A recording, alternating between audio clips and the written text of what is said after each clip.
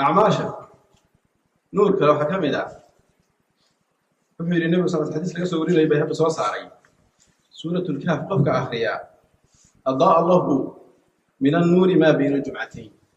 لو أرى الجمعة تولى حيسا نور قوي إلى القرآن لا نوشة النبي صلى الله عليه وسلم إنه يهي سراجا وهاجا إنه يهي النور النبي إفيا مقعيدا إلى هنا وحكم إذا النور قرآن كان إلى وحي روى النور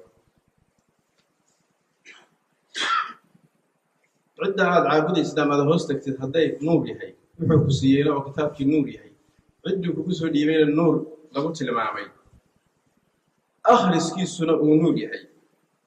أعماشكم وقوة وين أين سمينه نبي وحي صلى الله عليه وسلم الصلاة النور صلاة عمل كوين والله سميها مجرو أكشنها الله سميها صلاة أقوي قفك صلاة كأمري أما صلاة كوي علي وقف ركن كوي إلى الدين كوي علي سأسمح لي نبي حديث مسلم صلى الله عليه الصلاة النور صلاة ونور وحير النبي صلى الله عليه وسلم بشر المشائين في الظلم إلى المساجد بالنور التام يوم القيامة هو حل المقدقة هبيك المساجد ده صلاة الصبح أما شاو كلا مقدقة صعداء نور وبشاري دعاء وحلا يكسب دعوانه فديلا هاي بريدي وديلا هاي كحول أنت الجامعة وهرسنا يصير نور بهليسة النبي صلى الله عليه وسلم وحى أمد لك صباح وحول جري اللهم اجعل في قلبي نورا وفي بصري نورا وفي سمعي نورا وعن يميني نورا وعن يساري نورا وفوقي نورا وتحتي نورا وأمامي نورا وعظم لي نورا متفق عليه إلهي وسيله نور هو يعني نروش ما إنه رسول الله ونعكسه روح بدنه إفسه عندي بعطيه يكذب يحبع على الحين إلهي سيله أنتم مساجد موسى صعود أنتم صوص صعود وإحنا إلى نور بعد هو يفيا نور كلام مساجد ده وكذب ويجي سجى مرة توسي سعودي نور بعد حليسة الله بدأ هذا سنة من الدم بلا نافيا من أول وقت الله حسينا يعني إذا وقول قيمها بدل أين حيسنا هو إن الإله عام سنة هي وإلهي عشان سنور كمية إن النبي محمد عام سنة يرى كتب ما من سراج وحاجة إن القرآن الكريم قاعد سنة وإلهي كتب ما من نور كمية عماش إن تقوى ويننا إن الصلاة هاي النور تهاي وحلا إلى الله استوى إلى الله بريء إلى الله استوى باهلو دون ثانا إن الدعاء النور لقيته عمل كبير آدم كمركز سميه يدحدنا وحاولوا إلى قيمة بدن وعدالته النبي محمد صلى الله عليه وسلم إن المقسطين عند الله على منابر من نور يقرأ النور بالوقت معه النبي صلى الله عليه وسلم عدالته سميه آخره وحي فليان كراس اليوم من برا نوره أي الصينية مجتمع هذه مركع وحي يسكن حليه نور هاي هناك هاي الدموع المجد بيجليه عدالته هداني تري نور ما تشرو dadka wixii kala hagayay iyo wixii cadayay jireen nuur ma jiro qofka hadaanu tukale oo aanu salaad nuur ma jiro qofka hadaanu quraanka iyo nuur ma jiro idan aaminaad waxaynu aaminsanahay iyo wax bini aadan sameeyo qabto marka dhexdeena tahay cadaalada ugu weyn cadaalada waxay ku sameeynaya nuur baa aakhiro ku fadhiisanaya manaabir min nuur hadii adduunka sameey waayay manaabir tamin oo dulmaadka bay fadhiisanaya waxayna haysta kamid ah dadka muslimka badan sidaas waxa ugu qiimaha badan ee dadku dhexdooda ku sameeyaan waa nuurka cadaaladda inaga waxa isku keen xiraya waxa ugu wanaagsan isku keen xiraya wuxuu yahay meelan qabiilka ka tirsanayaba meelan kooxda ka tirsanayaba ma nabigu wuxuu sallallahu alayhi wasallam المتحابون في الله في جلاله nabigu wuxuu yiraahdaa xadiis ku soo warinaya xadiis qudsi المتحابون في جلاله إلهي بعلي حديث القدسي له منابر من نور كو إلهي درتي سوتش على هذا منابر نورية وبابا هذا قفنا سوتش على تلو غير هبلي هاي وحبك هي لميس إذا تقول قرقاتين وغير هبلي هاي وحبك هي لميس لكن واحد وحكوه ريسا قفك الإسلام إنما إيمانك إيو النور كل إذا كنت حياة inaad ku jeclaato manaabir min nuur baad helaysaa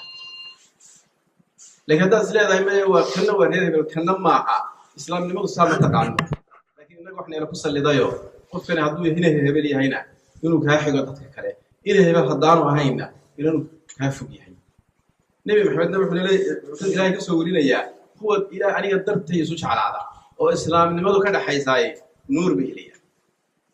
haddii nuurkaa marka bulshadii dhexdeedii laga waayona oo ay qabiil iyo waxyaabahan dee badan ee hadda innagu u isticmaalo ay sameeyaanna nuurkii waa ka dhex baxayaa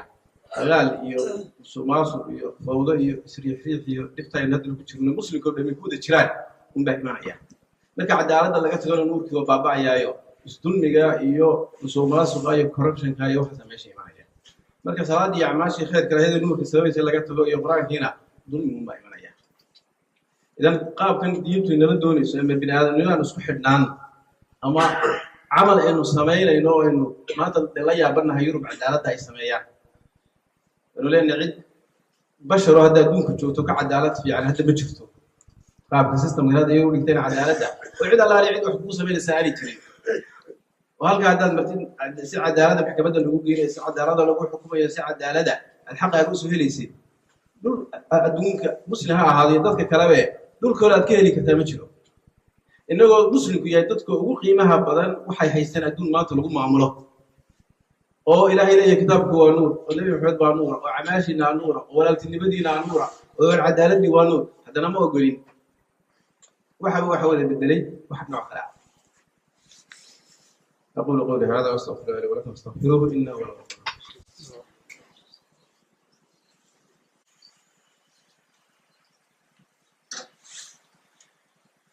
الحمد لله رب العالمين والعاقبة للمتقين ولا عدوان إلا على الظالمين. Please know that on the day of judgment, Allah the Almighty will recompense and reward each person according to their deeds. At that time, everyone's good deeds will be shining in front of them, and the amount of light which we will be given to each of them will be consistent with the level of their good deeds. يوم ترى المؤمنين والمؤمنات يسعى نورهم بين أيديهم. On the day you see the believing men and believing women, their light proceeding before them and on their right.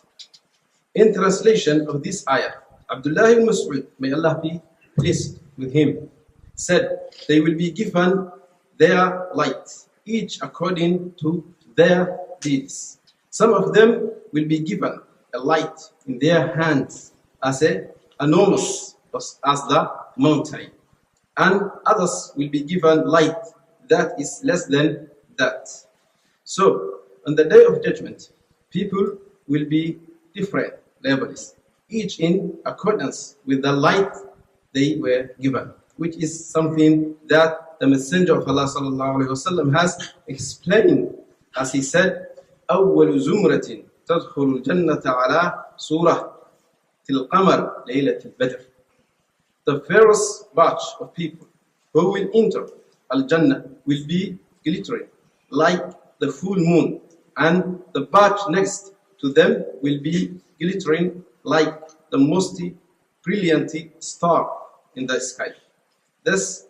Allah the Almighty has made for the believer light in this world by which to guide them in their life matters and lead them in the hereafter too.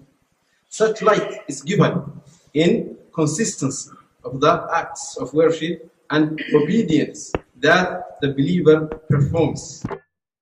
Let's therefore advise each other on the acts of righteousness that may increase the level of the light that the believer will be given in this life and in the next.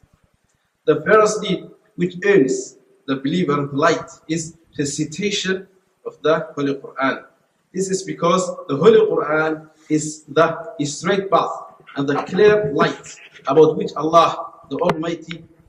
says, وَكَذَلِكَ أَوْحَيْنَا إِلَيْكَ روحا من أمرنا ما كنت تدري ما الكتاب ولا الإيمان ولكن جعلناه نورا. And thus we have revealed to you an inspiration of our command. You did not know what is that book or what is faith, but we have made it a light by which we guide who we will of our servants. For this reason, the Messenger of Allah sallallahu alaihi wasallam has urged Muslims to take care of the Quran and hold fast to its teachings. He sallallahu alaihi wasallam said, Kitabullahi fihi al-huda wa nur. In the book of Allah, there is a light, guidance, and light. So hold fast to the book of Allah and adhere to it. Truly, whoever ponders upon the verses of the Holy Quran and adheres to its commandments, they will, by Allah's grace, be amongst the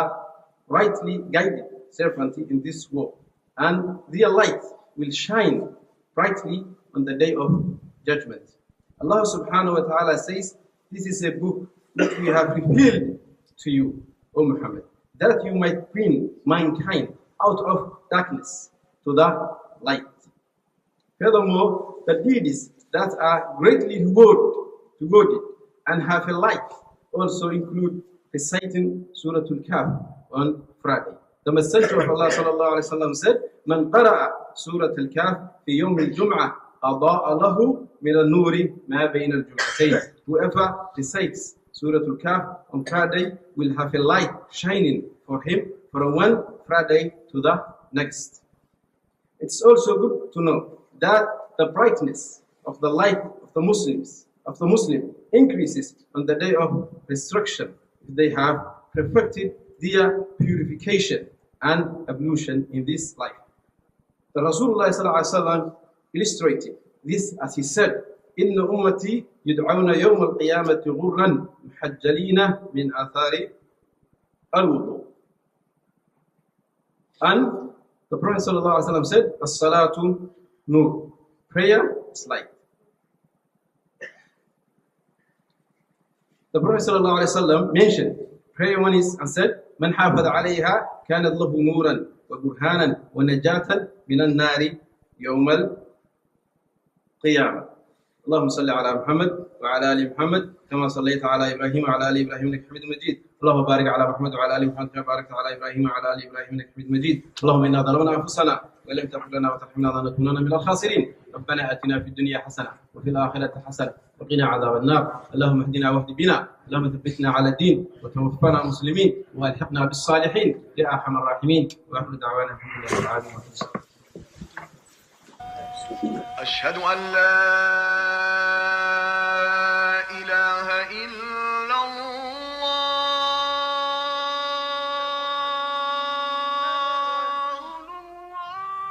أشهد أن محمدا رسول